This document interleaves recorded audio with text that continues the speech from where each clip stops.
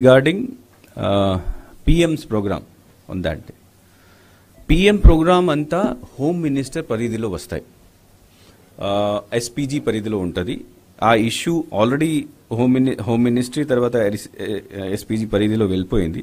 So నేను దీనిపైన ఏం కమెంట్ చేయలేను. But that is already under the consideration of home ministry. No, I cannot tell all those things because నాకు ఇవన్నీ information రావు. కానీ ఈ ఇష్యూ సీఈఓకి సంబంధం కాదు. ఈ issue basically it is a issue of security and other things కాబట్టి concern authority will take action. So nenu kuda I'll send it to, because I have sent it to the government to take appropriate action in this.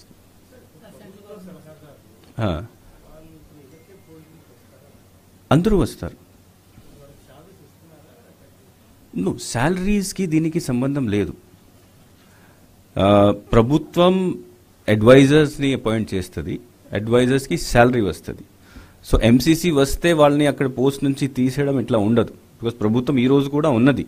Although they don't have, వాళ్ళకి policy చేయడానికి అధికారం లేదు, కానీ ఈ రోజు కూడా ప్రభుత్వం ఉన్నది. ప్రభుత్వంలో పొలిటికల్ ఎగ్జిక్యూటివ్ ఈ రోజు కూడా ఉన్నది. బట్ వాళ్ళకి ప్రభుత్వం నుంచి ఇస్తున్న ఫెసిలిటీస్ లైక్ ఆఫీషియల్ వెహికల్స్ ఇట్లాంటివి తీసేయడం జరుగుతుంది. శాలరీ అందరికీ వస్తుంది.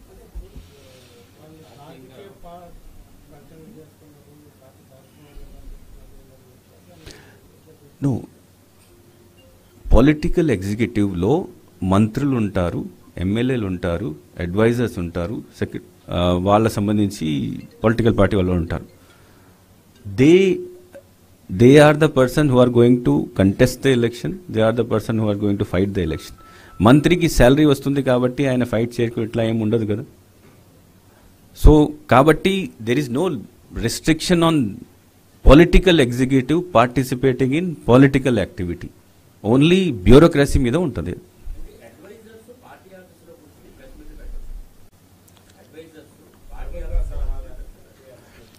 As I said, I am not going into the terminology of advisor. I am say political executive. Political executive లో అందరూ ఉంటారు, మంత్రులు ఉంటారు, అడ్వైజర్స్ ఉంటారు. ఆ పొలిటికల్ ఎగ్జిక్యూటివ్ వాళ్ళు పొలిటికల్ పబ్లిసిటీ చేసుకోవచ్చు.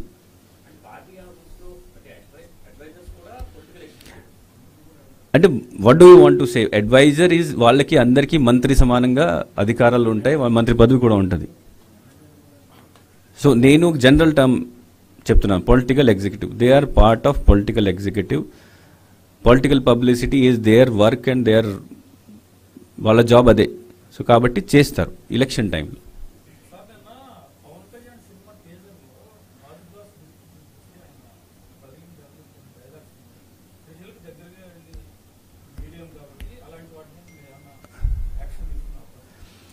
అంటే if any, I have not seen it కాబట్టి నేను దీనిపైన కమెంట్ చేయలేను.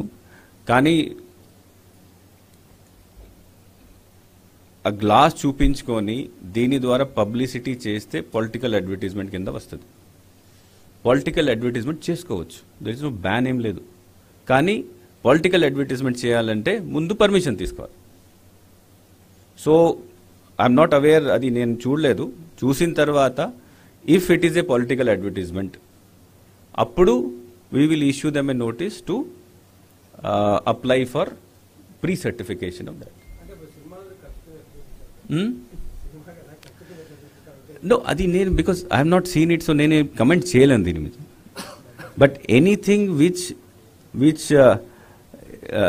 పొలిటికల్గా ఎక్కడైనా ఏమైనా అపీల్ ఉంటే that will be considered as political advertisement.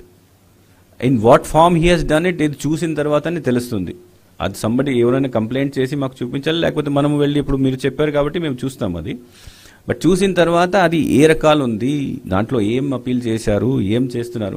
Because what happens that ఇది ఉంది, this is also a political symbol.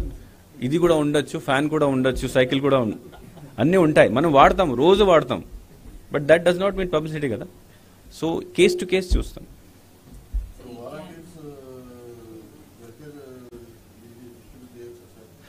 అంటే ఆ ఇష్యూ ఈసీఐ దృష్టిలో ఉన్నది, కంప్లైంట్ వెళ్ళింది.